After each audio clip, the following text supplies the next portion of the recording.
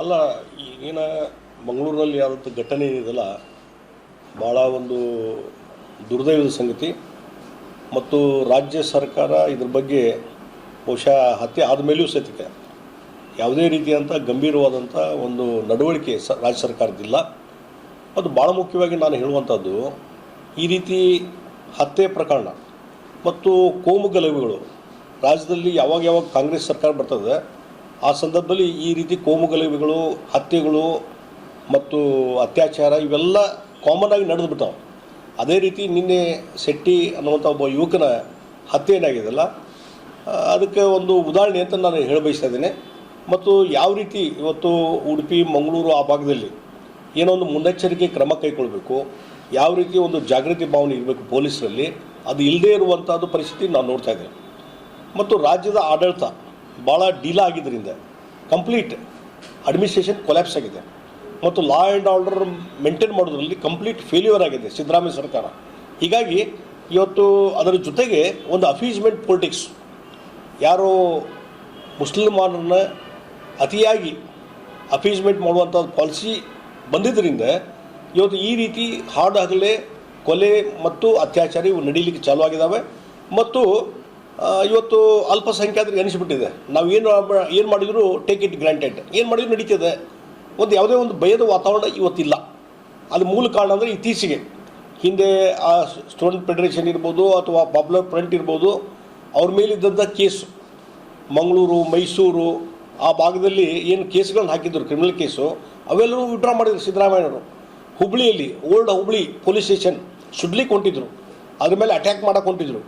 Police ಅಧಿಕಾರಿ ಮೇಲೆ attack ಮಾಡುವಂಥದ್ದು ಆಯಿತು.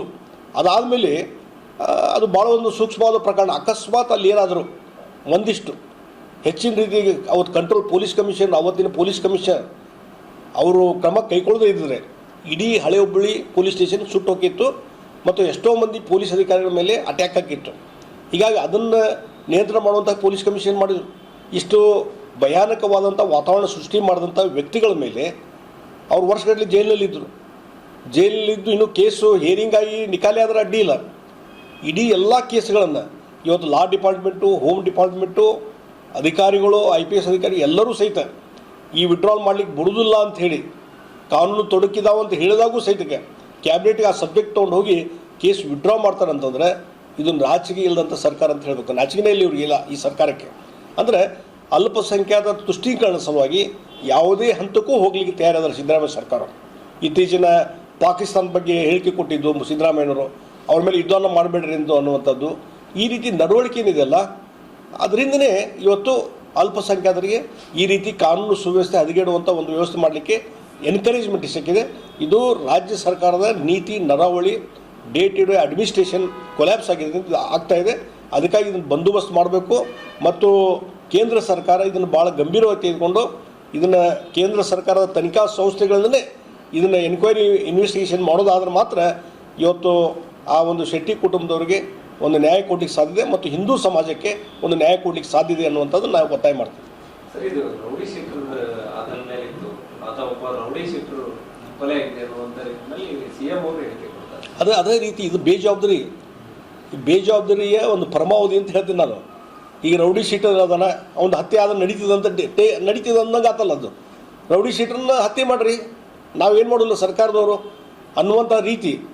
ಆ ಹಿಂದೂ ಆ್ಯಕ್ಟಿವಿಸ್ಟ್ ಆತ, ಹಿಂದೂ ಕಾರ್ಯಕ್ರಮದಲ್ಲಿ, ಹಿಂದೂ ಸಮಾಜದ ಯಾವುದೇ ಉತ್ಸವಗಳಲ್ಲಿ ಭಾಗವಹಿಸಿದಂಥ ವ್ಯಕ್ತಿ ಈಗ ರೌಡಿ ಶೀಟರ್ ಅದಾನ ಅನ್ನುವಂಥ ಕಾರಣ ಸಲುವಾಗಿ ಅವನ್ನ ಹತ್ಯೆ ಮಾಡಲಿಕ್ಕೆ ಸಾಧ್ಯತೆ ಅನ್ನೋದಾದರೆ ಹಾಗಾದ್ರೆ ಇನ್ನೂ ನಾಳೆ ಭಾಳ ಮಂದಿ ರೌಡಿ ಶೀಟರ್ ರಾಜ್ಯದಲ್ಲಿ ಲಕ್ಷಾಂತರ ಜನ ಇದ್ದಾರೆ. ಅವರೆಲ್ಲರೂ ಯಾರು ಬೇಕಾದರೂ ಹೋಗಿ ಹತ್ಯೆ ಮಾಡ್ಬೋದಲ್ಲ ರೌಡಿ ಶೀಟರ್ನ. ಅದಕ್ಕೆ ನಾವು ಯಾವುದೂ ರಕ್ಷಣೆ ಕೊಡೋದಿಲ್ಲ ಅನ್ನುವಂಥದ್ದು. ಮತ್ತು ನಾನು ಹೇಳ್ತೀನಿ, ರೌಡಿ ಶೀಟರ್ ಇದ್ದವರು ಯಾವುದೋ ಒಂದು ನಾನು ಭಾಳ ಕಡೆ ನೋಡಿದ್ದೀನಿ ಎಷ್ಟು ಕೇಸು, ಅದನ್ನು ನಿಜವಾಗಿ ರಿವ್ಯೂ ಮಾಡಬೇಕು. ಯಾವುದೋ ಅಟೆಂಪ್ಟ್ ಮಾಡೋ ಒಂದು ಕೇಸ್ ಇರ್ತದೆ, ಅವನು ರೌಡಿ ಶೀಟರ್ಗೆ ಹಾಕಿರ್ತಾರೆ. ಎಷ್ಟೋ ಸಲ ನಾನು ಪೊಲೀಸ್ ಕಮಿಷನರ್ಗೆ, ಪೊಲೀಸ್ ಡಿಪಾರ್ಟ್ಮೆಂಟ್ನ ಹೇಳಿದ್ದೀನಿ, ಒಂದು ರಿವ್ಯೂ ಮಾಡಿರಿ ಅದನ್ನು. 20 ವರ್ಷ ಹಿಂದೆ ರೌಡಿ ಶೀಟರ್ ಇದ್ದದ್ದು ಇವತ್ತು ಅವನೇ ಮುಂದುವರಿಸ್ತಾರೆ. ಹೀಗಾಗಿ ಈ ರೌಡಿ ಶೀಟರ್ ಇದ್ದಾರೆ, ಅದಕ್ಕೆ ಹತ್ಯೆ ಆದರೆ ಏನು ನಡೀತದೆ ಅನ್ನುವಂಥ ರೀತಿಯಲ್ಲಿ ಸಿದ್ದರಾಮಯ್ಯ ವರ್ತನೆ ಇದೆಯಲ್ಲ, ಇದು ಅವ್ರ ಸರ್ಕಾರದ ಯಾವ ರೀತಿ ಪಾಲಿಸಿ ಇದೆ ಅರ್ಥ ಆಗ್ತದೆ. ಪಾಕಿಸ್ತಾನ ವಿಚಾರಕ್ಕೂ ಕೂಡ ಎಲ್ಲೋ ಒಂದು ಕಡೆ ದೊಡ್ಡ ಮಟ್ಟದ ರಾಜಕೀಯ ಹಕ್ಕ ಜಗ್ಗಾಟ ನಡೀತಾ ಇದೆ. ಯಾಕಂದ್ರೆ ಇವರು ಮಂಡ್ಯ ಹತ್ಯೆ ಬಗ್ಗೆ ಖರ್ಗೆ ಅವರು ಹೇಳ್ತಾ ಇದ್ದಾರೆ, ಅದರದ್ದೆಲ್ಲ ನೀವು ದಾಖಲೆ ಕೊಡರು ನಮಗೆ, ನಾನು ಹೇಳಿಲ್ಲ, ಈ ಕಾಂಗ್ರೆಸ್ಸವರು ಅಧಿಕಾರದಾಗಿದ್ದಾಗ ಪಾಕಿಸ್ತಾನ ವಿರುದ್ಧ ಏನೂ ಮಾಡಲಿಲ್ಲ. ಬಹುಶಃ ಅವರೇನಾದರೂ ಸರಿಯಾದಂಥ ಕ್ರಮ ಕೈಗೊಂಡಿದ್ರೆ, ಈಗ ಸಿಂಧೂ ನದಿ ಒಪ್ಪಂದ ಮಾಡ್ಕೊಂಡಿದ್ದು ಯಾರು? ಜವಾಹರ್ಲಾಲ್ ನೆಹರು ಇದ್ದಾಗ. ಅದು 80% ನೀರು ವಾಟರ್ ಶೇರ್ ಅವ್ರಿಗೆ ಕೊಡ್ತಾರೆ, 20% ನಾವು ಇಟ್ಕೊತೀವಿ. ಅಂದರೆ ಇದು ಯಾವ ರೀತಿಯಾದಂಥ ಒಂದು ಒಪ್ಪಂದ ಅನ್ನೋದನ್ನು ನೀವು ಅರ್ಥ ಮಾಡ್ಕೊಳ್ಳಿ. ಆ ಹಿನ್ನೆಲೆಯಲ್ಲಿ ಪ್ರತಿ ಹಂತದಲ್ಲಿ ಹಿಮಾಲಯನ್ ಬ್ಲಂಡರ್ ಅಂತಲ್ಲ, ಪ್ರತಿ ಹಂತದಲ್ಲಿ ಜವಾಹರ್ಲಾಲ್ ನೆಹರು ಇದ್ದಾಗ ಪಾಕಿಸ್ತಾನಕ್ಕೆ ಒತ್ತು ಕೊಡುವಂಥ ಕೆಲಸ ಅದರಿಂದ ಆಗಿದೆ. ಅದರಿಂದನೇ ಈ ರೀತಿಯ ತೊಂದರೆಗಳನ್ನು ಈಗ ನೋಡಿ, ಜಮ್ಮು ಕಾಶ್ಮೀರ ಮೋದಿಯವರು ಬರುವವರೆಗೂ ಆರ್ಟಿಕಲ್ 370 ಅಲ್ಲಿ ತೆಗೆದು ಹಾಕಲಿಲ್ಲ. ಆರ್ಟಿಕಲ್ 370 ಜಮ್ಮು ಕಾಶ್ಮೀರ ತೆಗೆದು ಹಾಕಿದ್ರಿಂದ ಯಾವ ರೀತಿ ಉಪಯುಕ್ತ ಆತಂದ್ರೆ ಟೂರಿಸಂ ಬೆಳೀತು, ಬೇರೆ ಬೇರೆ ಹೊರಗಿನ ವ್ಯಕ್ತಿಗಳು ಹೋಗಿ ಇನ್ವೆಸ್ಟ್ಮೆಂಟ್ ಮಾಡೋಕ್ಕೆ ಚಾಲು ಮಾಡಿದರು, ಹೋಟೆಲ್ ಉದ್ಯಮ ಬೆಳೆಯೋಕ್ಕೆ ಚಾಲು ಆಯ್ತು, ಅಲ್ಲಿದ್ದಂಥ ಕಾಶ್ಮೀರಿಗಳಿಗೆ ಉದ್ಯೋಗ ಅವಕಾಶ ಸಿಕ್ತು. ಹಿಂದೆ ಇದು ಇಲ್ಲಿವರೆಗೆ ಯಾಕೆ ಇರಲಿಲ್ಲ? ನೆಹರು ಅವ್ರ ಕಾಲದಲ್ಲಿ, ಇಂದಿರಾ ಗಾಂಧಿ ಅವ್ರ ಕಾಲದಲ್ಲಿ, ರಾಜೀವ್ ಗಾಂಧಿ ಕಾಲದಲ್ಲಿ ಇವೆಲ್ಲ ಯಾಕೆ ಆಗಲಿಲ್ಲ ಅಂತ ಜಮ್ಮು ಕಾಶ್ಮೀರ ಶಾಂತಿ ಆಗಿರಲಿಲ್ಲ. ಇವತ್ತು ಶಾಂತ ಆಗಿದೆ. ಆದರೆ ಒಂದು ಅನ್ಟುವರ್ಡ್ ಇನ್ಸಿಡೆಂಟ್ ಆಗಿದೆ. ಅದ್ರ ಬಗ್ಗೆ ತಕ್ಕದಾದಂಥ ಉತ್ತರ ಕೊಡ್ತೀನಿ ಅಂತೇಳಿ ಮೋದಿಜಿಯವರು ಈಗಾಗಲೇ ಹೇಳಿದ್ದಾರೆ. ಇವತ್ತಿನ ನಾಳೆ ಇದು ಆಗ್ತದೆ. ಆದರೆ ಪ್ರತಿಯೊಂದು ಹಂತದಲ್ಲಿ ಸಹಿತ ಪ್ರತಿಯೊಂದು ಸ್ಟೆಪ್ಸಿಗೂ ಕ್ರಿಟಿಸೈಸ್ ಮಾಡುವಂಥದ್ದೇ ಕಾಂಗ್ರೆಸ್ ಪಾರ್ಟಿಯ ಒಂದು ಪಾಲಿಸಿ ಆಗಿದೆ. ಖರ್ಗೆ ಅವ್ರು ಹೇಳ್ತಾರೆ, ನಿನ್ನೆ BJP ಅವರು RSSದವರು ನೋಡ್ತೀವಿ ಒಂದು ಕೈ, ನಾವೇನಾದರೂ ಫೀಲ್ಡಿಗೆ ಇಳಿದ್ರೆ ನೀವು ನಿಮ್ಮ ಅಡ್ರೆಸ್ಸೇ ಇರೋದಿಲ್ಲ ಅಂತ ಹೇಳ್ತಾರೆ. ನಿಮ್ಗೆ ಯಾರು ಬೇಡ ಅಂದ್ರೆ ಫೀಲ್ಡ್ ಇಳಿಯೋಕ್ಕೆ? ನೀನು ಹುಬ್ಳಿಲಿ ಹೇಳ್ತಾರೆ ಖರ್ಗೆ ಅವರು, RSS BJP ವಿರುದ್ಧ ನಾವು ಹೋರಾಟ ಮಾಡ್ತೀವಿ, ನಾವೇನಾದ್ರು ಮನಸ್ಸು ಮಾಡಿದರೆ. ನೀವು ನೋಡುತ್ತಿದ್ದೀರಾ ಪವರ್ ಸಿಟಿ ನ್ಯೂಸ್ ಕನ್ನಡ, ಸತ್ಯ ಸದಾಕಾಲ.